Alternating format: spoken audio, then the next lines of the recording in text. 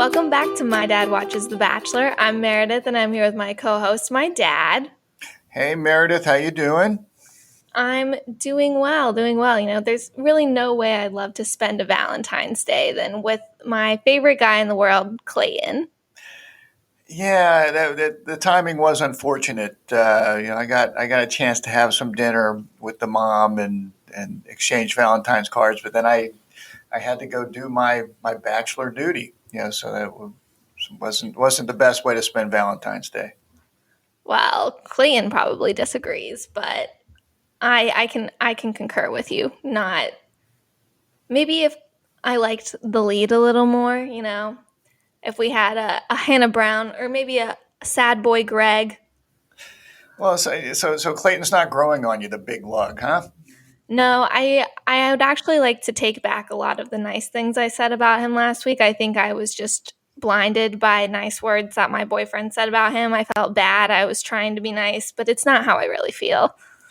Well, were there must have been some highlights. I mean, I wrote down that Clayton did make the right choice by finally ditching Shanae.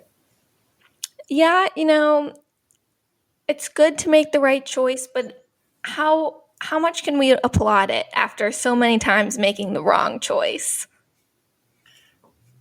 So it took him a while to get there, but he finally made the right choice, and he sent Shanae packing. Which, after as cocky as she was and everything, it was good to finally send her on her way, so we can find find a new conflict to scratch. Yeah, I put as a high, sort of relating to that, is we got to watch Gabby double fist champagne bottles when they were celebrating Shanae going home. I enjoyed the girls' little party. I did too, but I was disappointed that they didn't show it when Guinevere came back, and like they could like Genevieve? Guinevere, whomever. Yeah, the girl that got to stay when Shanae got home, and they were all celebrating because they saw Shanae's suitcase being removed.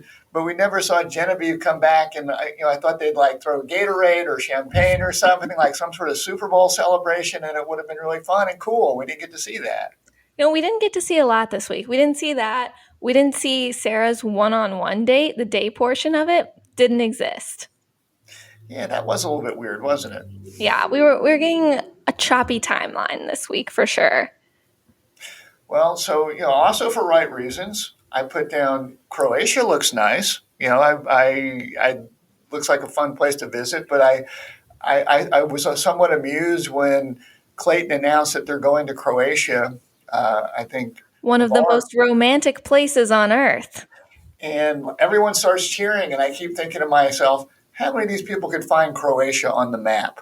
Now, with that said, I think I would get close to Croatia. I'm not sure I would have exactly gotten Croatia because I grew up before a lot of these countries sort of moved around a bit. But I think I would have gotten closer. I just wonder how many of them can find Croatia. Yeah, I probably couldn't. Not very good at my European geography. But it was quite beautiful. Yeah, I put as a high that, you know, headed back to Europe. I feel like we are really getting back to the basics this season. You know, very limited COVID issues. We're traveling. We have 2-on-1 dates. Like, it feels nice. So sort of a question I'll throw at you because the ladies seem to be so happy to go to Croatia. They're wandering around Croatia with their mouths open, saying, "Ooh, look, a castle! Look at this, look at that." And it looks very beautiful. But do people come on the show truly to find love, or are they doing it because, hey, we get to travel to some cool places, and maybe I haven't gotten to travel there before. Maybe I'll never get to go to Croatia. So, why do people do this? I think it's fair to say that no one comes on this show for love. I'm not ready to say that. I think that there might be attempts to find love. I don't know how hard they're trying, but I think they're trying. To some degree, they're trying. I think a number one reason people go on the show is for the Instagram followers, for the opportunity to become a C-list celeb. Second reason would probably be travel. And then maybe a fifth reason is love. I don't know what number 3 and 4 are, but it's not love. Okay. Well, it just seemed like they were really embracing the tourist part of the travel there, and which is fine. Well, I don't blame them for that. I'd be doing the same thing. But I have heard that as a contestant, you don't actually get to experience much of where you're traveling, except for like when they're out filming, like the B roll or whatever. Otherwise, you're pretty much just locked up in the hotel room. okay. Um, I also liked Croatian Quest, with the exception of the fisheye eating. I didn't really like that, but I enjoyed the whole Croatian Quest Viking sort of thing, which obviously seems to fit well with um, Clayton is sort of the ultimate Viking type guy. So I enjoyed the competition that they had there. I enjoyed Clayton trying to talk through Teddy saying that she's a virgin. I think that it was very funny to watch him stumble through his words and figure out the correct thing to say when a girl that he probably would want to bang tells him that she's never banged anyone. And I think he started off by saying, "Well, I definitely couldn't tell." And it's just, like I just found it amusing watching him stumble over his words. He seemed to be working on getting some confirmation that she might not be she might be okay not waiting until she's married. He seemed to be trying to clarify that. I don't know. Things didn't seem to be clicking. Teddy said, "I realized I don't want to wait till marriage. I'm just waiting until I'm in love." And Clayton's like, "So you've never been in love?" And it's like, yes, that's what she's saying. She is a virgin because she has never been in love. Exactly. Can you follow this? Let's keep moving here, big buddy. Well, Teddy might have. I think at the very first show we saw some scenes with Teddy talking with her family about this particular issue, where she was basically saying, "Hey, if it's right, I ain't gonna wait." This might be a new conclusion where she at some point said, "Hey, I might be in love, but I'm waiting until I'm married." But she's changed her thought process where, yeah, now I'm sort of in love. I'm not going to wait till the marriage part. I'm going to go ahead You know, and try that out. I was just amused, like watching Clayton try to process it and like be profound. He's like, "Well, if you've never been in love, how are you going to know what it's like?" And I'm like, "How does anyone know what it's like? This is a dumb question." Well, he's the wheels move a little slowly for Clayton, but he's processing. He's doing what he can. So, Did you have any other highs? Because that's all I've got well, today. I did put as a high. I put that I thought that Susie made a clever move with her mysterious note of meet me at the bell tower, and didn't sign it, and of course Clayton is Curious George, and he's going to go to the bell tower and figure out, is this something that's good? Is this something that's bad? Is somebody Is this mad at me? Shanae? You know, is Shanae going to murder me? What's going to happen? So I guess that's one other benefit of going to Croatia: the likelihood of someone that you just off showing up. Somebody that you off in Canada is probably not going to show up in Croatia. I'm not sure that the franchise is going to pay for that trip. Yeah, I think we're done with Shanae for now until we get to the women tell all. Shanae. So another. As I guess we're sort of moving toward lowlights. It seemed that Shanae, who was very, very chatty throughout this process about how much how genius she was, and the wonderful connection. Once she got her walking papers, she didn't do too much talking. It was a pretty abrupt. I can't believe this is happening. I hate Clayton, and I'm gone. Yeah, she a lot of choice words for Clayton. She turned on him very quickly. I put as a low her lying about Genevieve during the 2-on-1 day, saying she wants to go home, pack her bags, she's ready to leave. Maybe she did say that, but we were never shown that being said. So for us, this is Shanae just pulling more crap out of her ass. It is just, it was fun for a while, but it's getting old. It's getting old how like Clayton believes it Because another low I have is when he's sitting there about to hand out the rose and he turns to Genevieve and he says, I just have one question for you. Are you an actress and are you lying to me? Clayton looked like such a dope when he asked her that. He looked like such an idiot. And Genevieve looks so taken aback and shocked by the question. And she asks why he's asking her that. And he can't even give a reason. So he just says he needs a minute to process and gets up and walks away. Like, you don't even know why you're asking that question? Well, unfortunately, pretty much the same thing happened on his date with Sarah, Mm-hmm. where you know our our new mini villain Mara, plants the seed that Sarah or some of the ladies who are younger are really not ready for marriage, and they were saying that, oh, how could I get engaged in 2 months and blah blah blah blah blah, and again he sort of buys it hook line and sinker, and I did put down as a low that it seemed to me that he unnecessarily really put Sarah through the ringer there, in that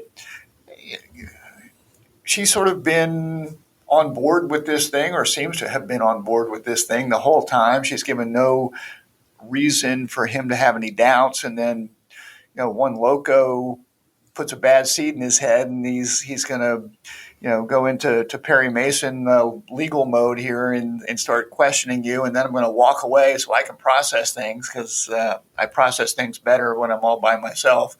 So it Yeah. looked like the same thing happening with Sarah. He's very gullible. He'll believe anything anyone tells him. And I think he's learned, or maybe he just has really bad chapped lips now, but he's not going to just kiss anyone when he doesn't want to conversate with them anymore. He's learned that he can also step away for a minute to take some time. And that's like the only dramatic thing that he knows how to do as the lead. Well, sometimes us guys need our guy time. Off by ourselves to process these things, or play golf, or whatever it is that we do. He got to go on a jog in Croatia. I guess he did. So before we get away from Shanae, there were a couple things she said that also struck me. That number one, when she was making her case to Clayton, I think she said that she's been in 3 long-term relationships that have all been blank, bad, put in your own word, which to me sort of strikes me as a red flag right there of, this person seems, at some point it's not them. At some point it's you, and I would hope Clayton could figure that part of it out. And then, after she was dumped, she said, you open up and be true and vulnerable. That's why I'm single. That struck me as comical, but She's very true. She calls Genevieve an actress and is pulling these lies out of her butt. And I'm pretty sure last week Shanae was saying that she was a better actress than Meryl Streep. I seem to recall that as well. Yeah. Do you really think she's going to show up for the women tell all? I mean, that's I don't think she has much of a choice. It's contractual. I think for the most part it is, yeah. Unless you're a really minor character that they don't care about. Well, I guess that's going to be somewhat must see TV for Bachelor fans, at least. She might get some redemption there if she can, swallow her pride and just apologize and take it on the chin. But if she acts like herself, then it's gonna get worse. Yeah. Well, I have a major low that I don't know if you caught on to. Your usual luggage monkey that you love so much has been replaced. Well, maybe it's a Croatian thing. Oh, I guess we're still in Toronto then. You're right. Your luggage monkey is gone. You really loved him. Okay. Well, I didn't pick up on that, but that is disappointing. So and was the new luggage monkey, was that sort of a dramatic pause, or was the luggage monkey just confused on which one to grab? Because no, just a dramatic pause. Just a dramatic pause. Okay. My final low of the episode, I've expressed this before. I hate gross food eating challenges. It's so disgusting. I don't see why it's something that keeps occurring on reality TV shows, but I hate it. I don't want to see it ever again.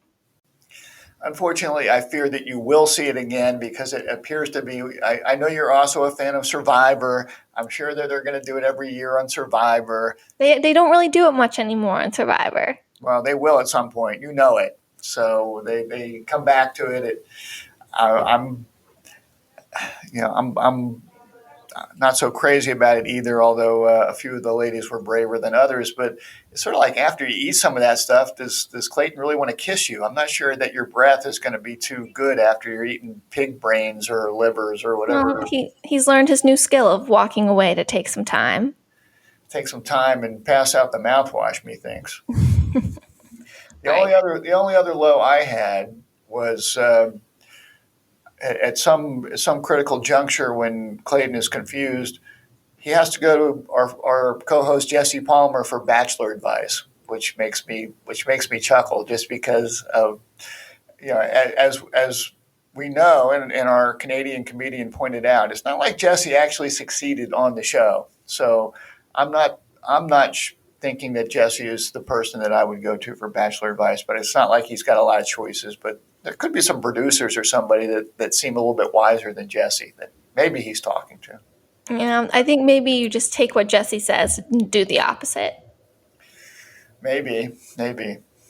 Okay, my right reason, I'm going to breeze through this because I don't like giving him credit, but, I'm giving it to Clayton for sending Shanae home finally. And that's that on that. Well, you started out by saying mean things about Clayton, but yet you can give him a little credit, so that's good of you.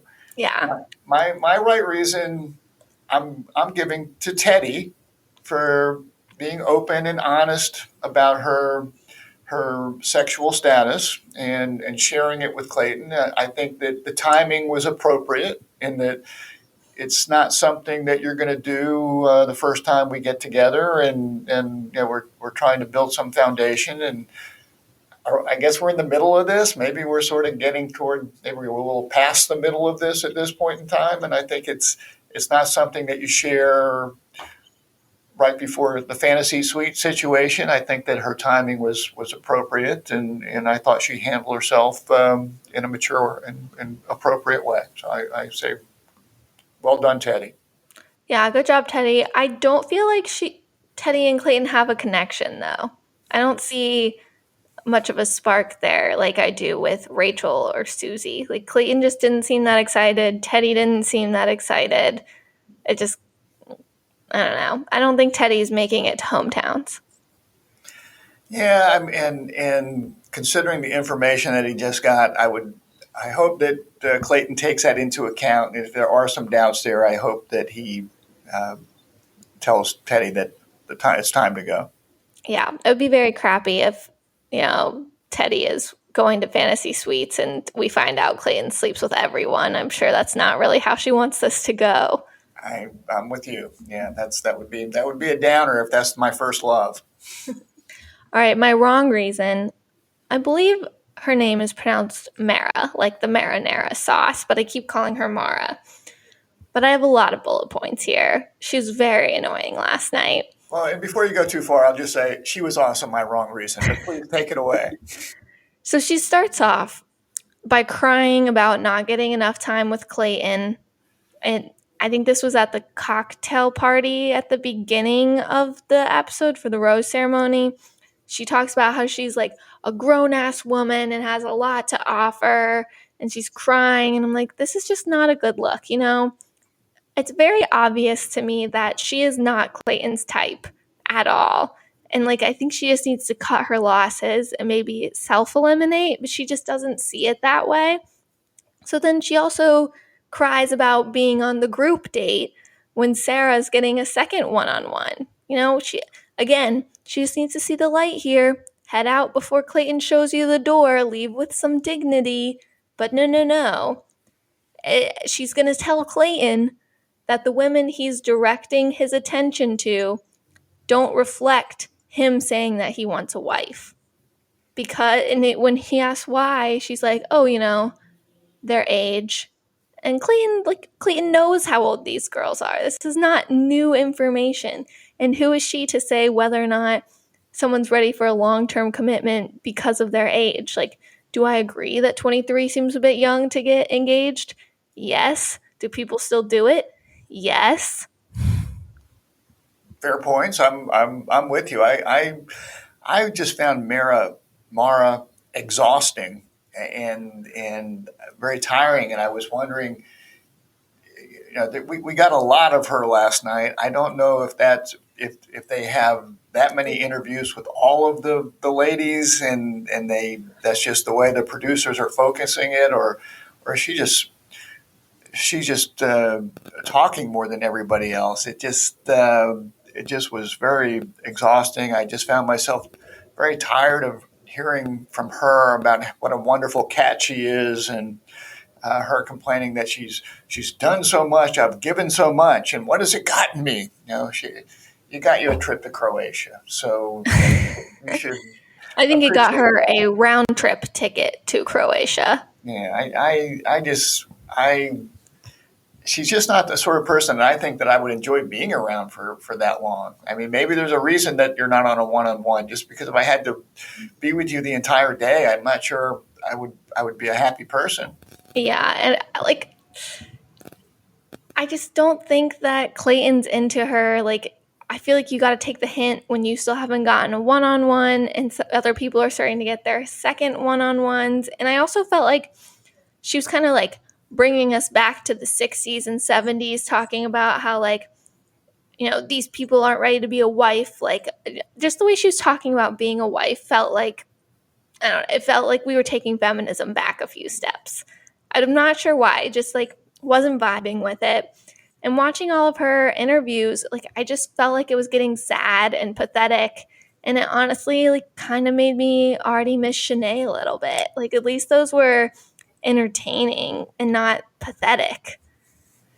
Yeah, but I'm not going to miss Shanae. Shanae is just sort of evil, so I'm not going to really miss that. Yeah, but it was like a funny evil, like a shocking, oh my gosh, is this real evil? Like you know that these tears are real, and then Mara like is very upset that she's not getting picked and is going to try and sabotage in any way she can. I found it somewhat surprising that she made it through that last rose ceremony.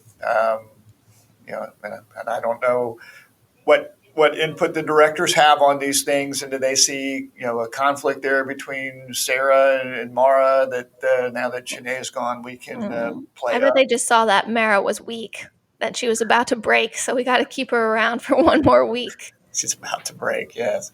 So, and I'm confused at where we are in terms of rose ceremonies and this whole thing. I don't know. I don't know where we are at this We point. got so close to almost being on track. We got 3 dates this week in Croatia, and we're just waiting for a rose ceremony, but we have to get the to be continued to see if Sarah's going to confront the women and figure out who talked to Clayton about her.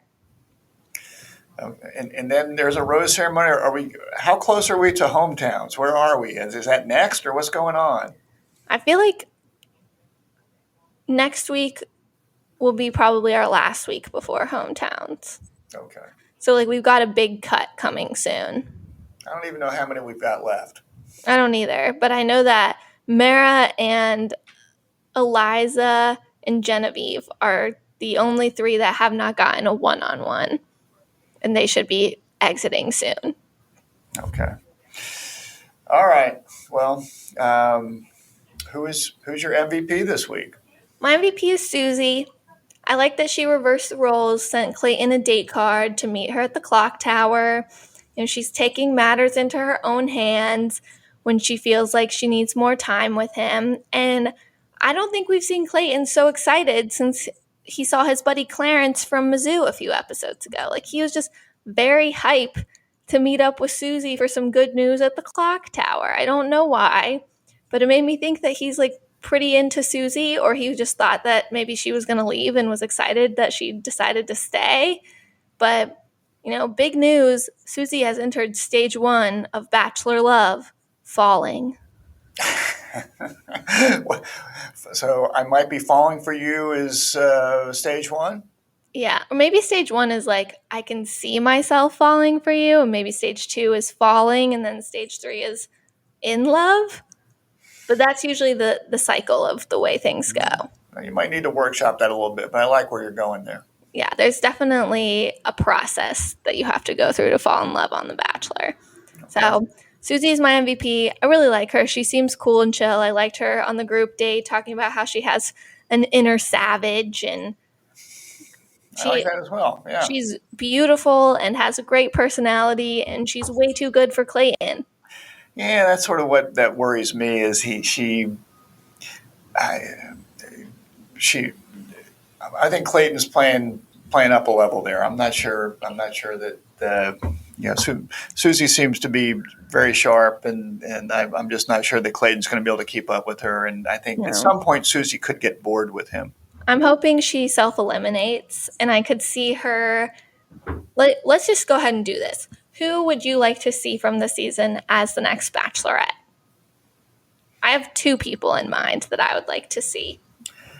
Well, I would consider Susie, and part of me wants to say Gabby just because Those are my 2 as well. she's sort of awkward and eclectic, and She could be fun.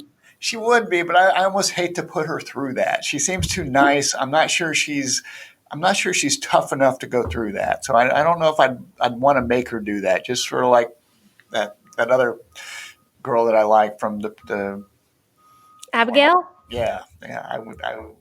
And with that said, I don't want Gabby to go to the Paradise Island either. I don't, let's. Abigail found a good relationship on Bachelor in Well, I'm Paradise. very happy for her. Good for her. Anyway, Okay, and while we're here, who is your predicted top 4? who was or who is? Who is? Um. So I still, 2 of my 4 are still alive, and I still like them, Susie and Rachel. Mm-hmm. I would probably put Sarah in there. Um, and I guess Gabby. I don't know. I mean, I think he likes Gabby. I worry about Gabby because she seems nicer and more pure than most of the people on this show. So I don't know if I really wish that upon her, but I could see it being her. I agree with Susie, Gabby, and Rachel, but after seeing the previews for next week, it looks like Sarah could crash and burn quickly. So I feel like maybe it's Serene, because we see Serene saying that she's in love with Clayton. Yeah, you could be right about that. I couldn't remember her name, so I couldn't go with her. All right. Those are our final 4 predictions. So do you have some fatherly advice to wrap us up today? Well, contrary to Shanae's thoughts, I do think it's okay to be true and vulnerable and honest, and that does sort of create the foundation of a strong relationship. But unlike Mara, who seems to feel like she's going to wear the mantle of I'm going to be the total truth teller all the time, it's okay to not point out every inadequacy in your partner. If my shirt doesn't exactly match today, I don't need my partner to say that, or if my pants make my butt look a little too big, you don't have to tell me that. So you don't have to share everything. We're not perfect. We have to sort of deal with each other's nuances. I thought there was a good point in Clayton and Teddy's date where they were having fun just doing regular boring stuff. You want to be able to do that with your partner, just sort of hang with them, just sort of wandering around town or just hanging out together. It's not like we need the Bachelor people to put us on a helicopter to have a good time. We need to have fun just hanging out. And I guess finally, it's great to try new things with your significant other, but don't force them to try weird foods, because nothing makes a date go downhill faster than someone gagging into a bucket. That's sort of a real downer for the dates. So that's what I got. That is just some great Valentine's advice there. All about love. All about love. All right, well, that's all we've got for you this week. If you're enjoying the podcast, make sure to comment, rate, subscribe to us anywhere you listen to podcasts. And as always, we'd like to thank the Mesh for hosting us. Go check out all their other podcasts on themesh.tv. And join us next time to hear more about Clayton's season from the right perspective and my dad's.